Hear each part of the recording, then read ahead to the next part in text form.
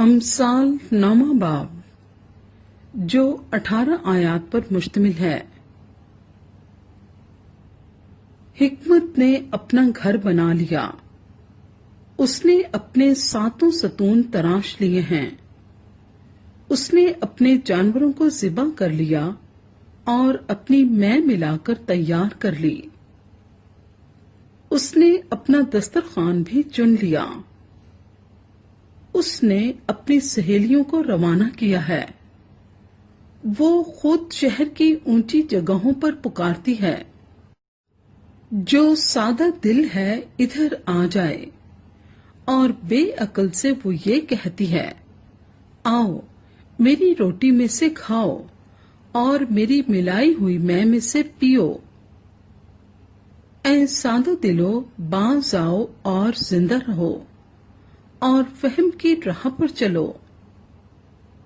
ٹھٹھا باز کو تنبیہ کرنے والا لان تان اٹھائے گا اور شریر کو ملامت کرنے والے پر دھپا لگے گا۔ ٹھٹھا باز کو ملامت نہ کر، نہ ہو کہ وہ تجھ سے عداوت رکھنے لگے۔ دانا کو ملامت کر اور وہ تجھ سے محبت رکھے گا۔ دانا کو تربیت کر اور وہ اور بھی دانا بن جائے گا۔ صادق کو سکھا اور وہ علم میں ترقی کرے گا۔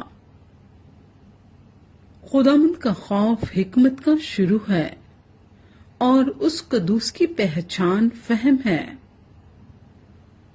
کیونکہ میری بدولت تیرے ایام بڑھ جائیں گے اور تیری زندگی کے سال زیادہ ہوں گے۔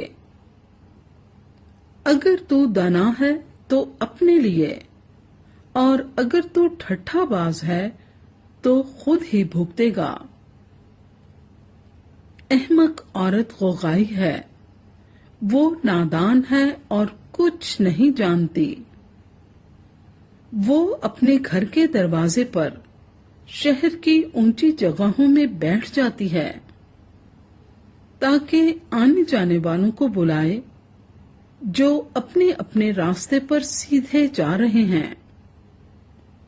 سادہ دل ادھر آ جائیں، اور بے عقل سے وہ یہ کہتی ہے چوری کا پانی میٹھا ہے اور پوشیدگی کی روٹی لذیذ، پر وہ نہیں جانتا کہ وہاں مردے پڑے ہیں اور اس عورت کے مہمان پاتال کی تہ میں ہیں۔